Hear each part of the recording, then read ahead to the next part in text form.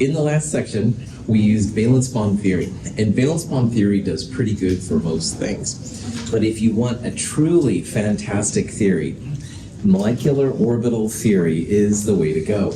MO theory is a newer player on the block, but the things that it behaves and describes are a lot better. We're going to see, even in our class, a couple of examples where MO theory can be really cool to explain some things that valence bond kind of drops the ball. Now, so far, I've been showing you, Lewis structures, they're so cool, and Vesper and stuff like that.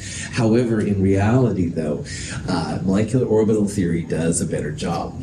Now, molecular orbital theory takes the atomic theories that we used from the sides, and you can see, if you look on the left-hand side, this is a lithium atomic electron configuration.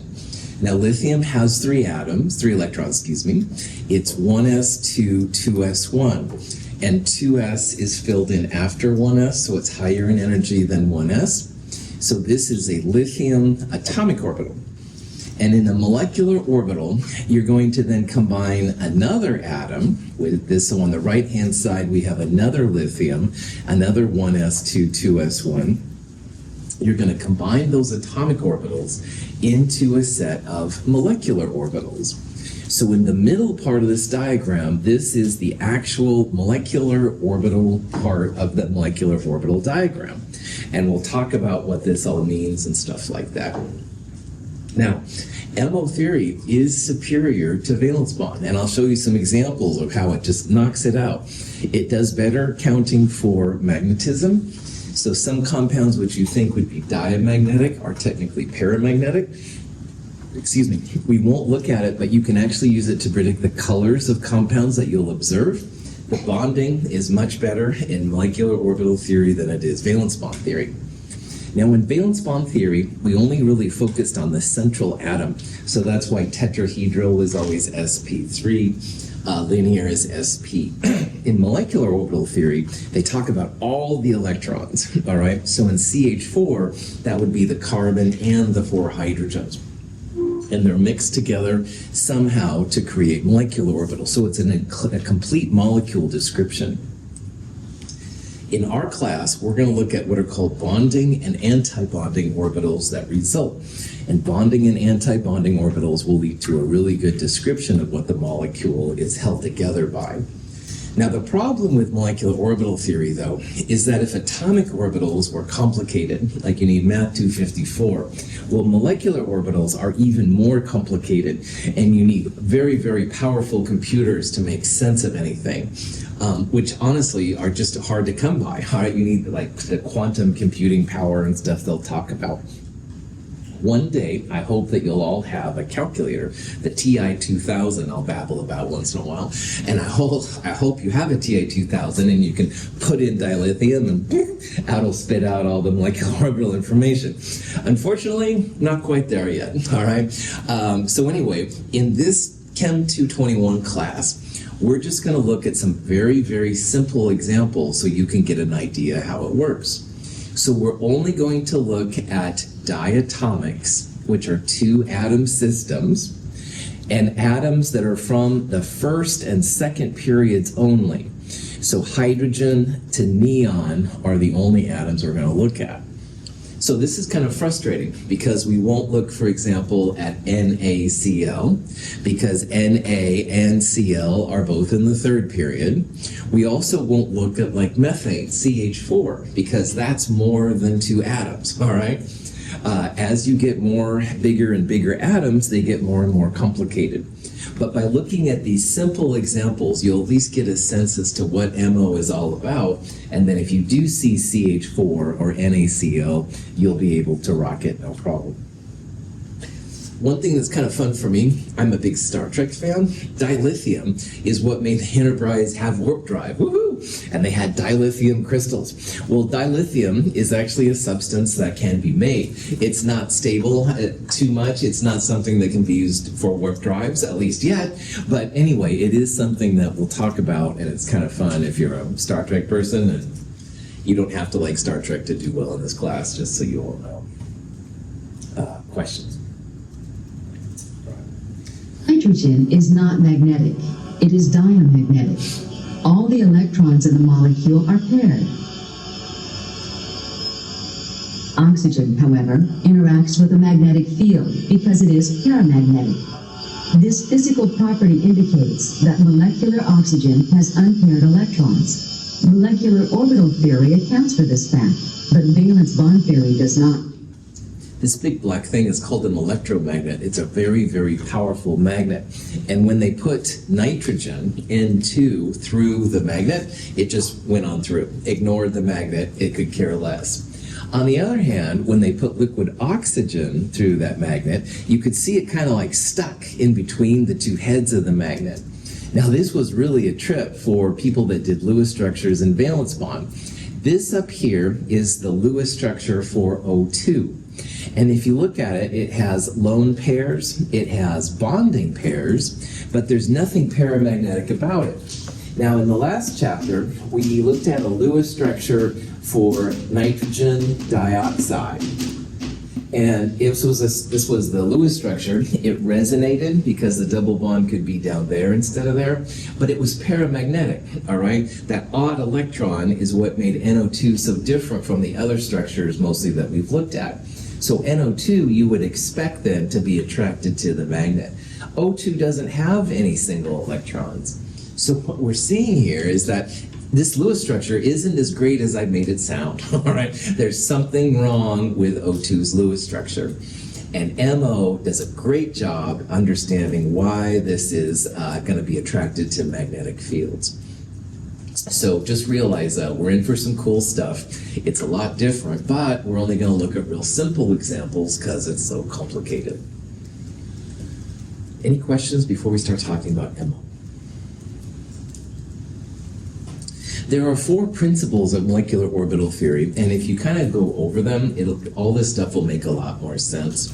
First of all, we saw with like sp3 orbitals that came from 4 atomic orbitals. You took a 2s and 3 2p's, and you end up making 4 sp3s. Symmetry in these things is often. So the number of molecular orbitals in your molecular orbital diagram must equal the number of atomic orbitals you put in, all right? The number will be the same. So as an example of this, we're going to see an MO diagram for H2 here in a little bit. Each hydrogen has one s atomic orbital. 2 1s atomic orbitals will make 2 molecular orbitals. On the other hand, the dilithium I showed a second ago had a 1s and a 2s off each lithium. So 2 plus 2, 4 atomic orbitals will end up making 4 molecular orbitals. The number you put in equals the number you're going to get out. So let's say that you're going to combine 2 oxygen atoms together. Oxygen is 1s2, 2s2, 2p4, and the question is how many molecular orbitals are you going to get out? Now, number of orbitals equals the number of boxes that you use, the box notation. 1s was a single box, 2s was a single box, so those are each 1 orbital. How many orbitals in a p system? 3, yeah, right on, 3. So the 2p system, if you remember, it goes 1, 2, 3 electrons, each in their own box, and then the 4th electron was paired up. So for this discussion, there are 3 orbitals in the 2p, 1 in the 2s, 1 in the 1s, so there's 5 orbitals per oxygen. And we're going to combine 2 oxygen atoms, so 5 times 2, there's going to be 10 molecular orbitals when the oxygen atoms come together. Remember, the S's have 1 orbital, P's have 3 orbitals, D's have 5, F's have 7, etc., etc. Questions? Okay. The bonding molecular orbital has greater electron density in the bond region. The antibonding molecular orbital has reduced electron density in the internuclear region. If you have studied anything to do with waves, all right, waves can come together in two different ways. This is useful in sound and in figuring out things in the ocean and all kinds of things. But anyway, waves can add what they call it constructively, which means that the two individual waves become a bigger wave, all right? So the top of this one and the top of this one combine to make a bigger top in the farthest one. That's constructive wave when waves are added constructively. But you can also have what's called destructive waves. And in this example, notice how this part is down and this part is up. So the up and the down kind of cancel out. So destructive waves, it's basically less than what you started with. Now, electrons here are acting more like waves than they are as particles. And they will add constructively and destructively. So what people do here, when they add constructively, they refer to it as a bonding orbital. It makes the bond between the two atoms stronger.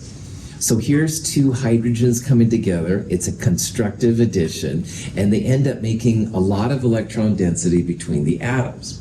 So this is really like a bond. It's a bonding orbital.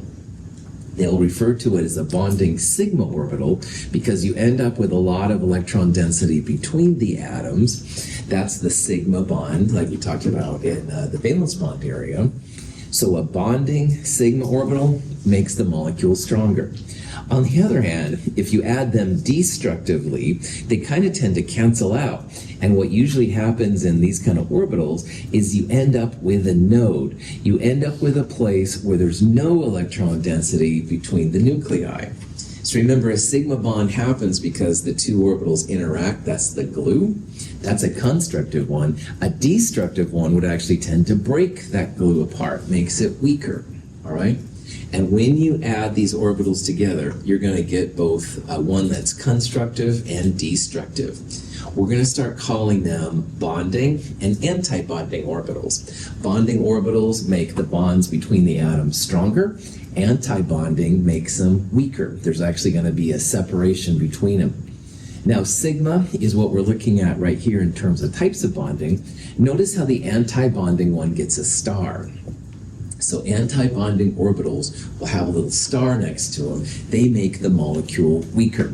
On the other hand, the bonding ones will make the molecule stronger. Questions? Okay. The second principle just says that that bonding molecular orbital is going to be lower in energy than the anti-bonding orbital. So as you start putting electrons in, they're going to go to the bonding molecular orbitals first and the anti-bonding molecular orbitals last. They don't really want to be up here, but if there's no more room in the bonding area, they will get put in there, which is cool. And as you start putting electrons in molecular orbitals, you always start at the lowest ones and work your way up to the highest ones. Just like we did with like 1s2, 2s2, 2 of P3, we started with 1s, went to 2s. We're going to do the same kind of thing. We're going to start with the lowest molecular orbitals and work our way up to the highest ones. Now, Pauli exclusion principle just means that each electron needs its own address, its own set of quantum numbers when it was atomic numbers. Here we're just going to say that there's not going to be any two electrons alike. So you can have a spin up and a spin down. You wouldn't have two spin ups together, stuff like that. Hund's rule, we already talked about a little bit. Hund's rule just means that if you have like three orbitals, each electron gets their own orbital first, and you only start pairing up if there's no more room in the end, kind of thing. So a lot of these will look similar to what we did with chapter 3 electrons. We're just going to talk about them now in terms of molecules. So, any questions? Okay, so on the next example, I'm going to show you a video that shows how the molecular orbital diagram for dihydrogen H2 can be built. And you're going to see a lower bonding orbital and a higher anti-bonding orbital. It'll talk about how the 1s orbitals combine constructively to make the sigma bonding and also destructively to make the anti-bonding sigma star orbital. Contrast to valence bond theory, which assigns bonding orbitals to individual atoms, molecular orbital theory assigns the orbitals involved in bonding to the entire molecule. The simplest illustration of molecular orbital theory can be seen with the hydrogen molecule.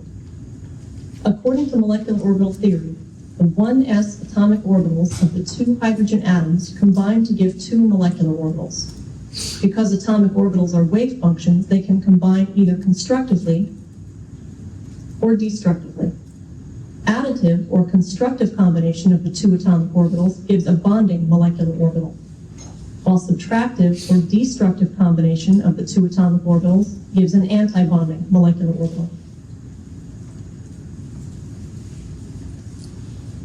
The bonding and antibonding molecular orbitals formed by the combination of two 1s orbitals are called sigma 1s and sigma star 1s respectively.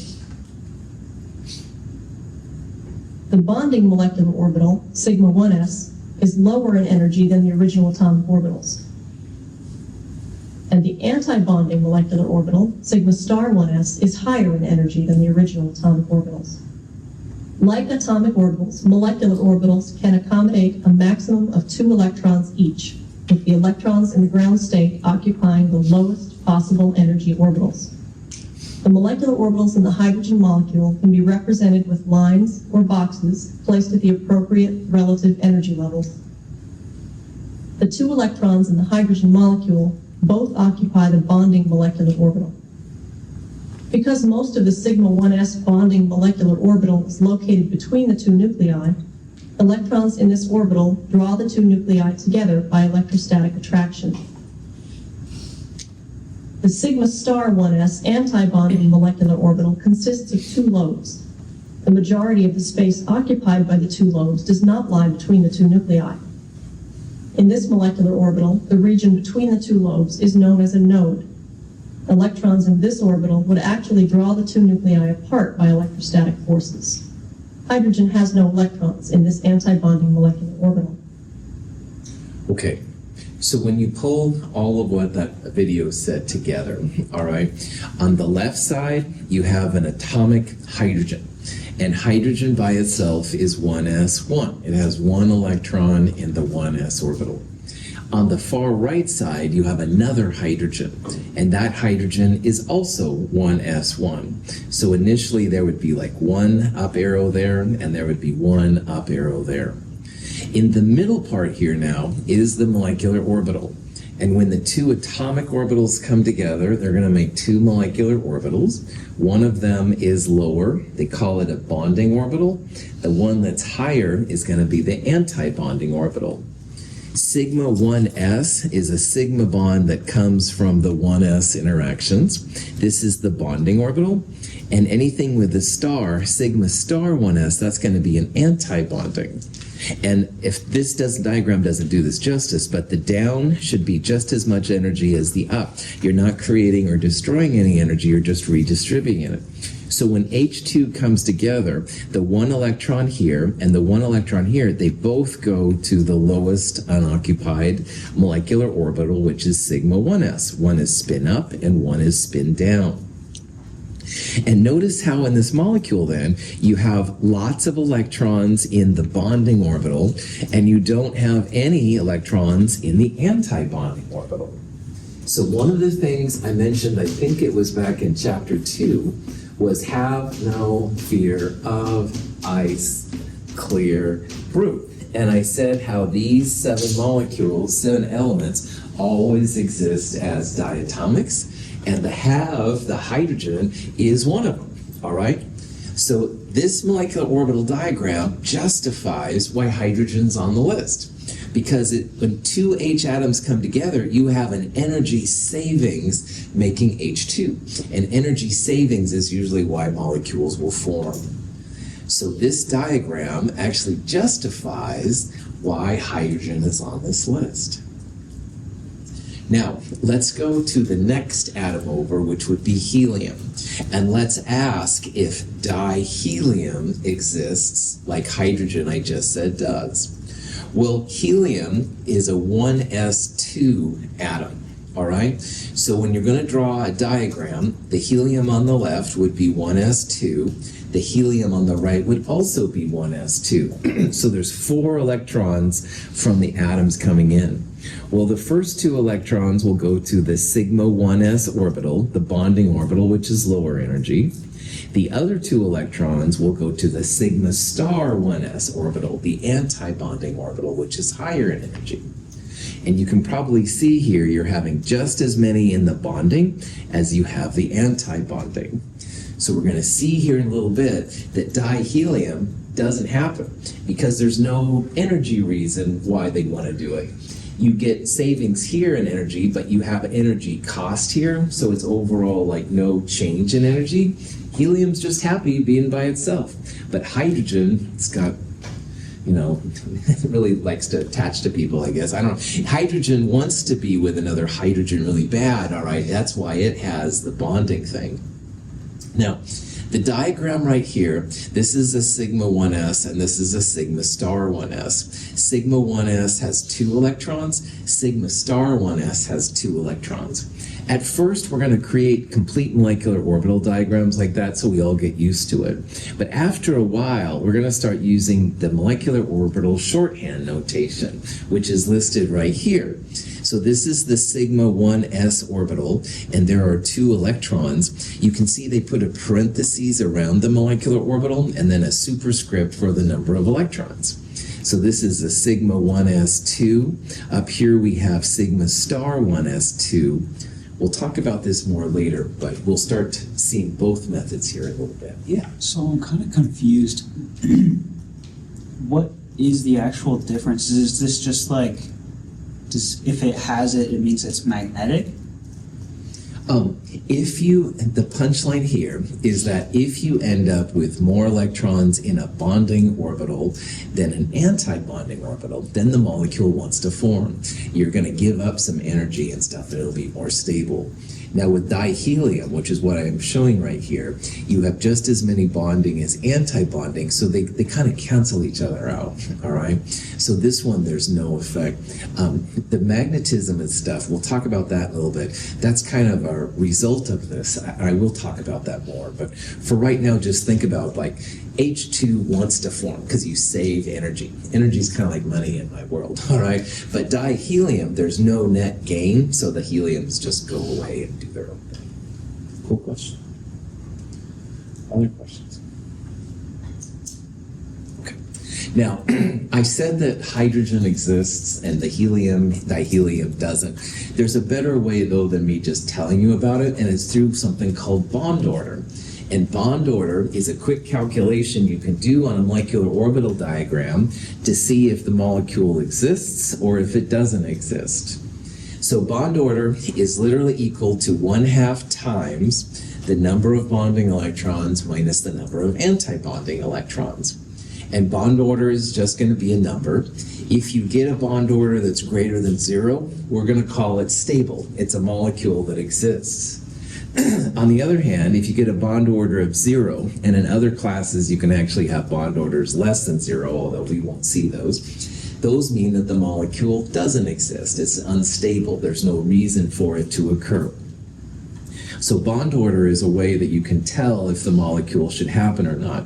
Now this is dihydrogen once again, and it had 2 in the sigma 1s and no electrons in the sigma star 1s.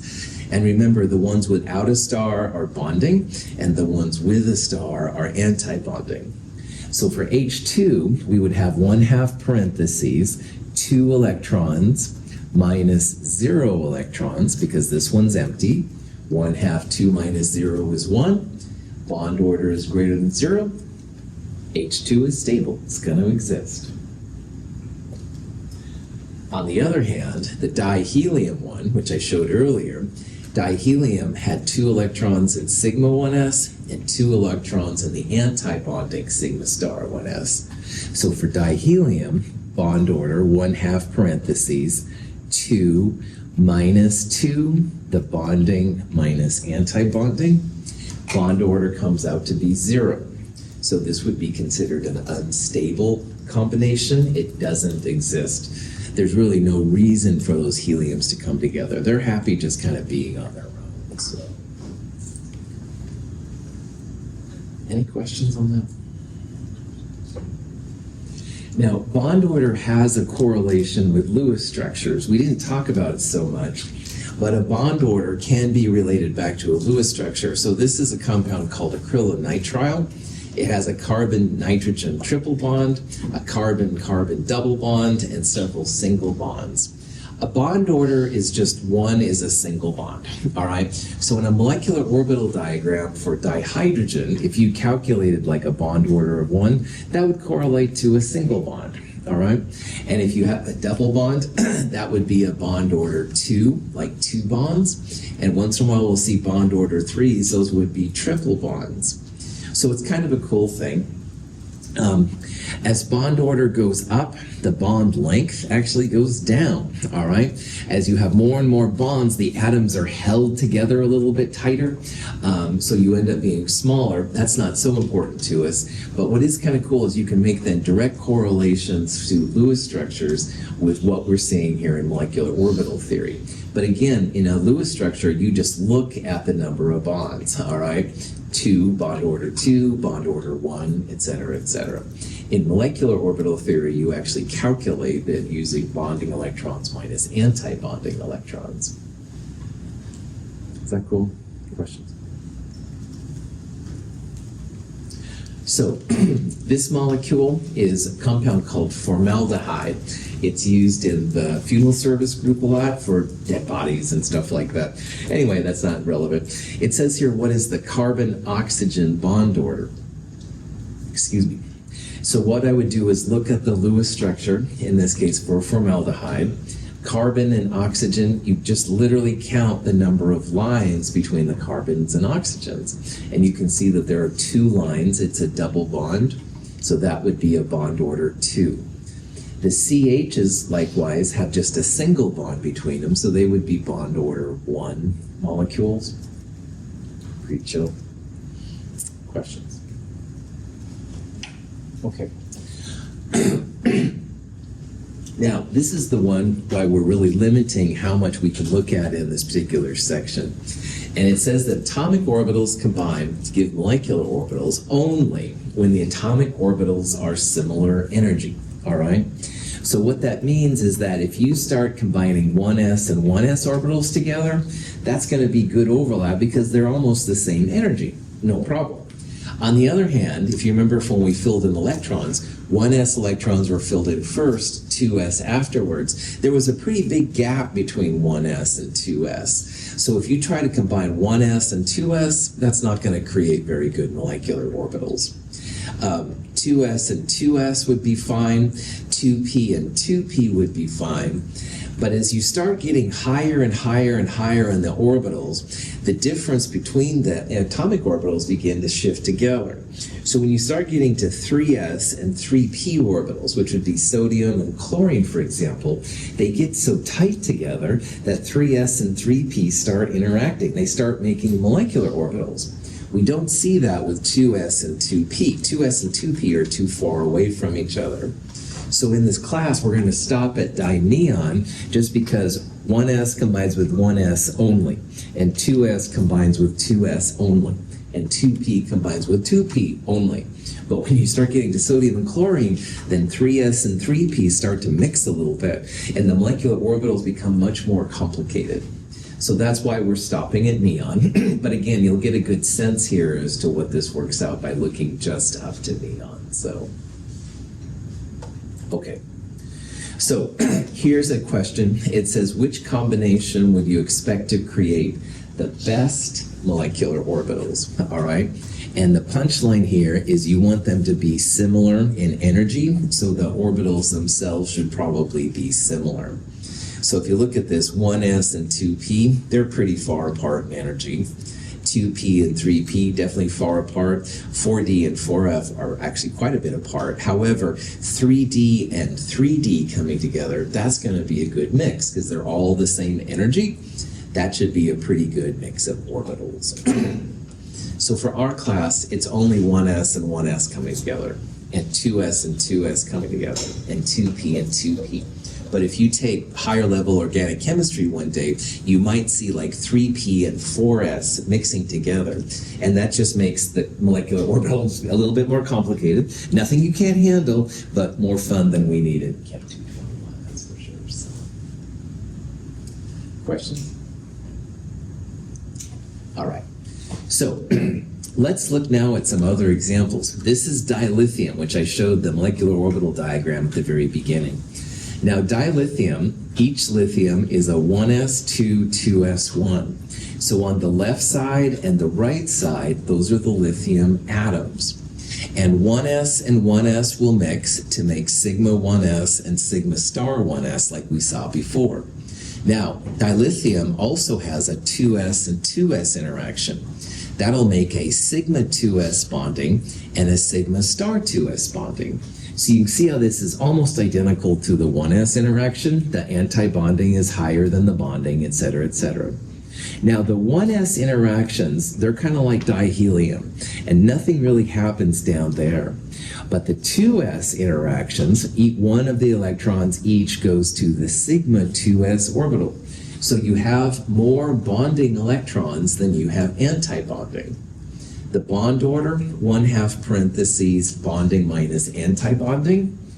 2 bonding here, 2 bonding here. That's where the 4 came from. Anti-bonding, 0 there and 2 there. So that's where the 2 came from. Bond order, 1/2 parentheses, 4 minus 2. Bond order 1. So dilithium, although rare, it does exist actually. It is a thing that comes together.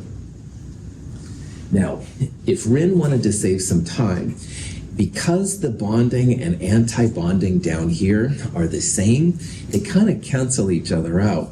So what Rin could do is just go bonding minus anti-bonding for the highest electrons, and that would be totally cool. So she could go 1/2 parentheses 2 minus 0 and still get 1, all right? These core electrons down here, they just kind of cancel out. They don't really play a factor when it comes to bond order. So just a hint if you want to save a little bit of time. But you can always go through and count everything up and you'll get the same answer too. Now the next atom on the periodic table is beryllium. So beryllium would have 1 more electron than lithium. So a diberyllium would have 1s2, but it would have 2s2 up here. And the other beryllium on the right side would be 1s2 with a 2s2 right there. Do you think that diberyllium should exist?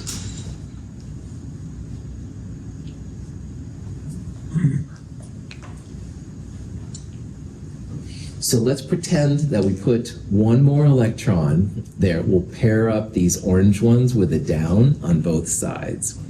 So the extra 2 electrons will go in the lowest unoccupied molecular orbital.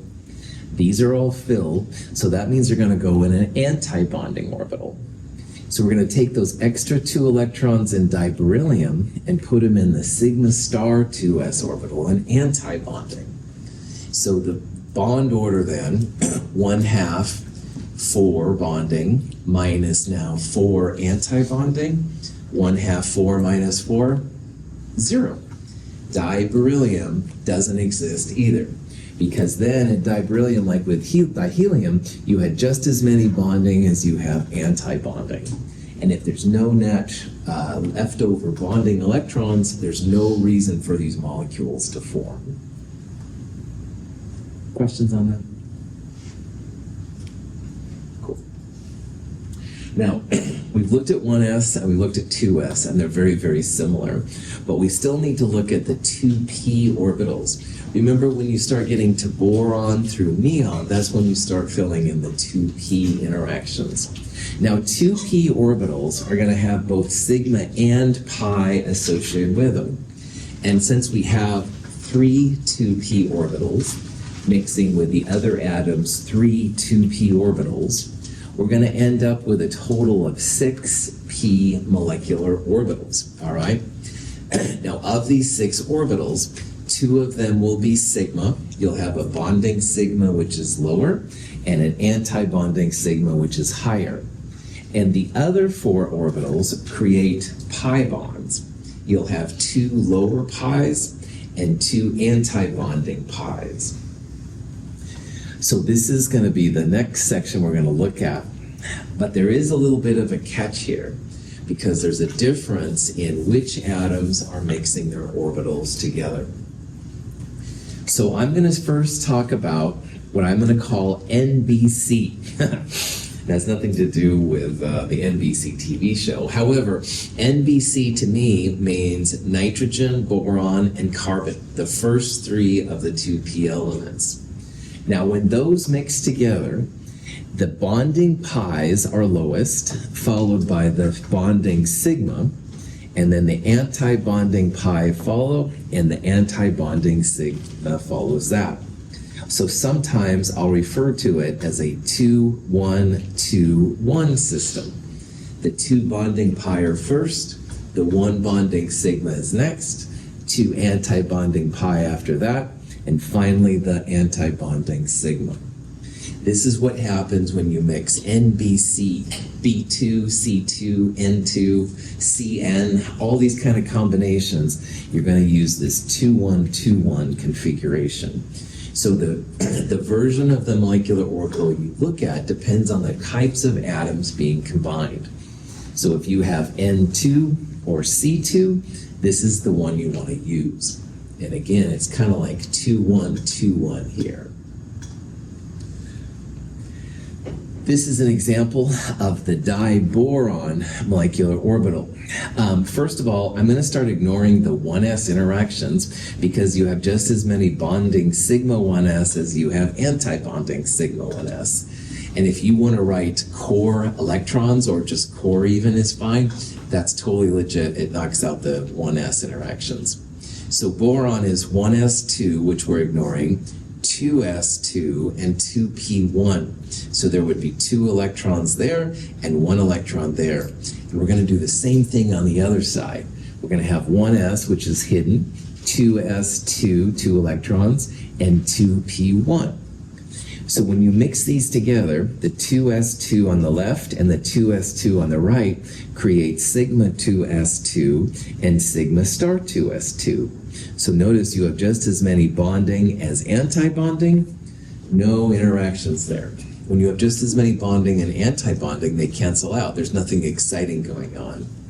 But in the 2p interaction, and here's the 2-1-2-1, the pi, sigma, pi star, sigma star, each electron goes into a single pi electron.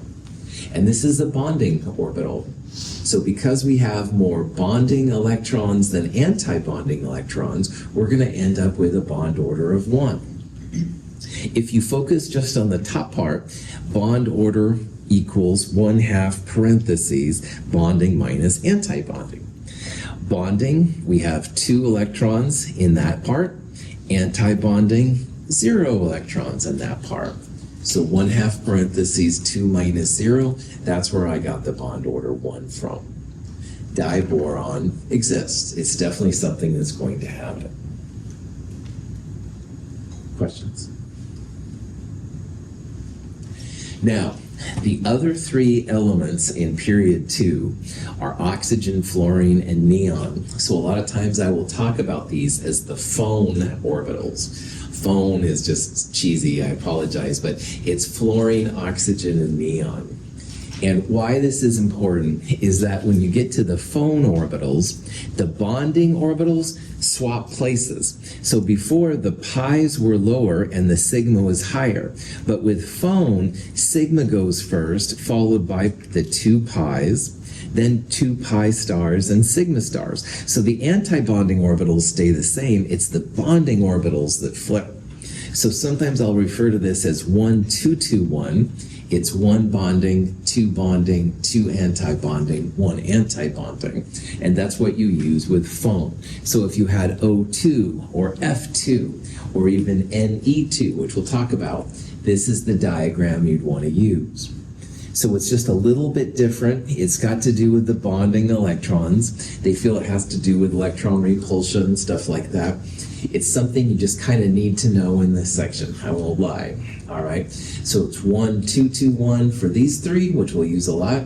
it's 2121. These are lower than this one, 2121 for the NBC one.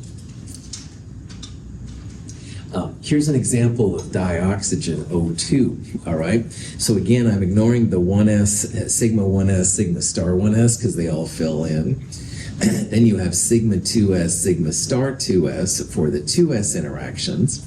Oxygen is 1s2, 2s2, 2p4.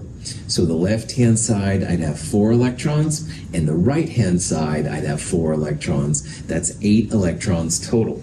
So we'll put the first 2 in sigma 2p, third and fourth in pi, fifth and sixth will pair up, and 7 and 8 will go in the pi star 2p. So this would be the molecular orbital diagram for O2. And notice if you figure out the bond order, 1/2 6 bonding minus 2 anti-bonding, 1/2 of 4 is where the bond order 2 comes in, which is pretty cool. Any questions? Now, earlier I said how O2, when placed in a magnet, you could actually see it stick to the magnet, which means that it's paramagnetic. But the Lewis structure for O2 doesn't show a lone electron at all right? Like this is a lone pair, this is a bonding pair, but they're pairs of electrons, an up and a down.